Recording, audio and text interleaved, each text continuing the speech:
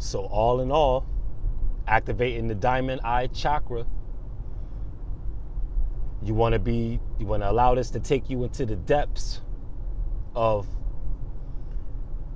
creating your inner world, your outer world, really to match your inner world. I was going to say creating your inner world to match your outer world, but it's really the reverse. You're really trying to change the outer world.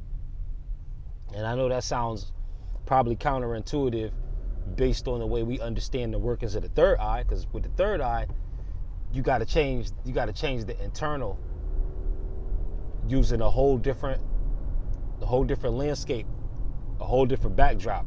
With the third eye, you basically going within and up to 4D,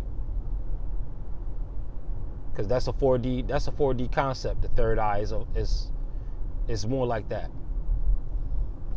The diamond eye is just the opposite. You taking on the environment first.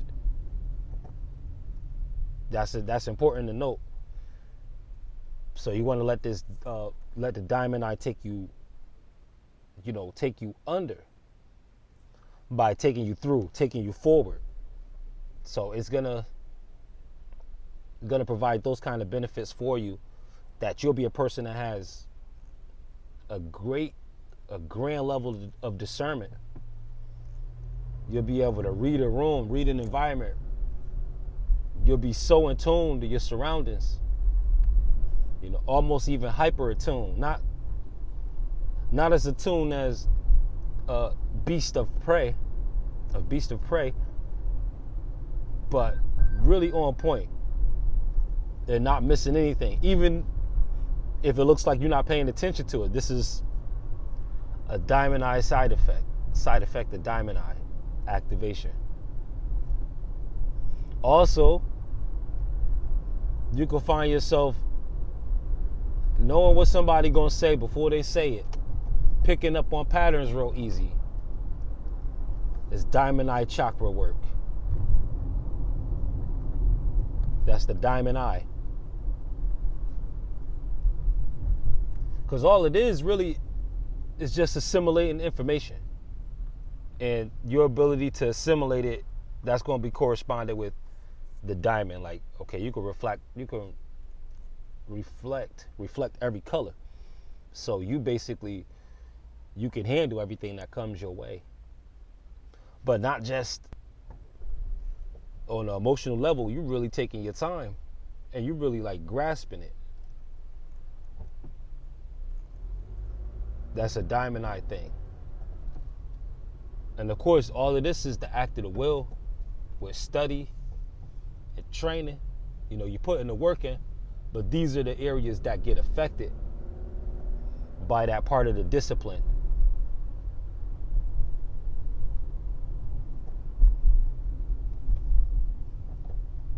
So again, sensations right here for the diamond eye, middle of the hairline.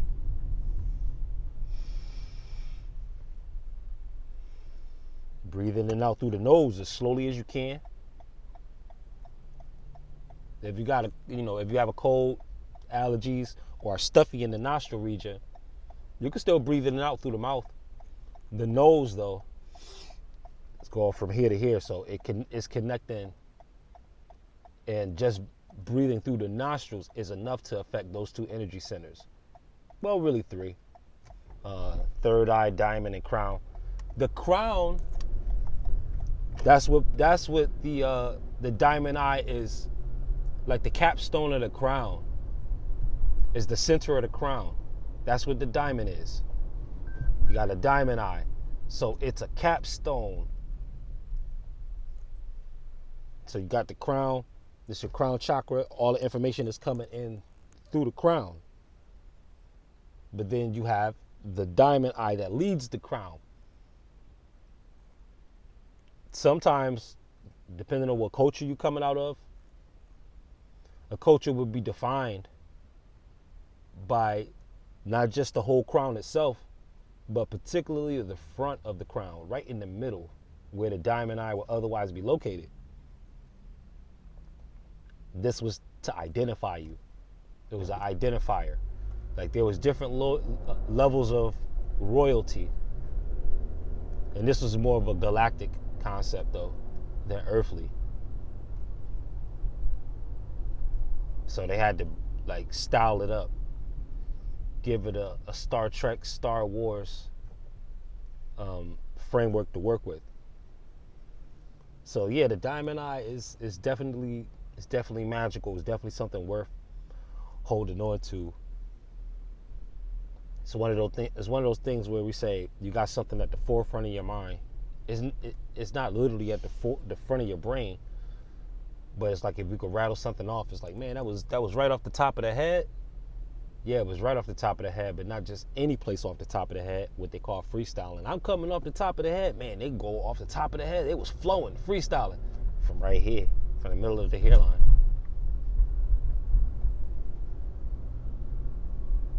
The flow, that's where the flow is coming like from or coming off of. Because whatever you got to say or is express yourself, that's coming from you, your full being, not really in parts like that. But these, again, like I said, those are the energy centers that's involved in that process. So there's a lot to a person, quote unquote, getting their mind right. Because this is, is a lot to the mind. A lot to the mind.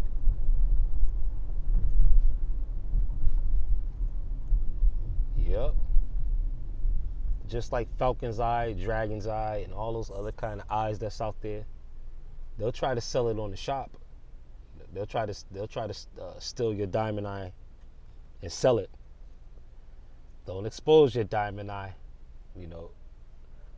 You could let, I guess you could, no, you could expose it. You could let people know how your DiamondEye works, because it's something that really can't be taken from you, because essentially what it is your ability to assimilate information and to decipher it.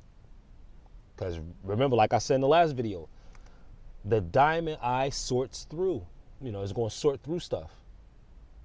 So, I mean, anybody could pick up on different levels of how to sort through stuff. Some people might be, you got to do it alphabetically. Some might be like, no, you got to do it numerically. Some might be like, you got to do it alphanumerically.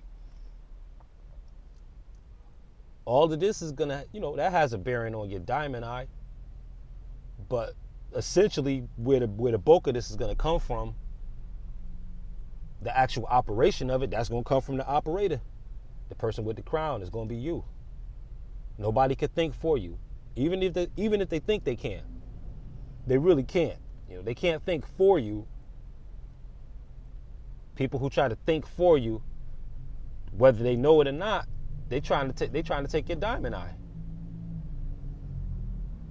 Watch out for people that try to cut you off before you speak, trying to like say what you saying at the same time to appear even more on the same page. Like, no, you're not trying to be on the same page with us. You're being low-key rude and condescending. Even if you know what I'm gonna say next, wait until I say it. Unless you just, unless your time is being infringed upon, then that's different. You're going to be, I got somewhere to go. But your DiamondEye is protected. The worst a person could do is just throw shade at it. That's all. That's all. And shade will be thrown at it. Make no mistakes. Shade gets thrown at anybody operating on those levels like that. You can almost count on it.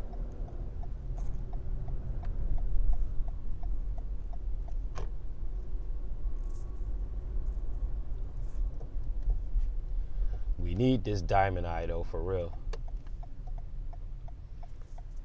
We need to be aware of its operation so that we have a real antenna up here. We're not just an open cup, a cup without a lid on it, where anything can pour into us. Anything can influence our minds. Nah, we need a DiamondEye there. That's like a lighthouse, a station guard. That's gonna show you before it's, they're gonna scout it out for you. Say, this kind of information, is helpful, but it's coming through jaded. It's coming, the person who's giving the information got a personal vendetta. The DiamondEye help you sift that out without, enveloping yourself in that whole realm like the third eye would. The third eye will have you experiencing things through the lens of the other person that's trying to put you through the torture chamber. Nah, the DiamondEye stands outside of all of that. Looks at the person, the torture chamber. It just rearranges all of that with a surface response that changes everything on their surface. But again, that's coming from deeper depths. Deeper depths, it just gets expressed that way, as if, it were coming from the outside. It's an internal quality, of course, to work with your environment. But we say external and internal just so that you can differentiate the different eyes. So Super T Sigma with Sigma programming. Let your diamond eyes shine. People want to shine bright like a diamond. Not just any diamond, because a diamond don't shine on its own. It take light. A diamond could be just as flawless as it wants. In a pitch black room, it's probably not going to shine. Gotta have that light. Gotta have that light. And that's where you come in. Your awareness. Super T Sigma. Sigma programming. Stay balanced.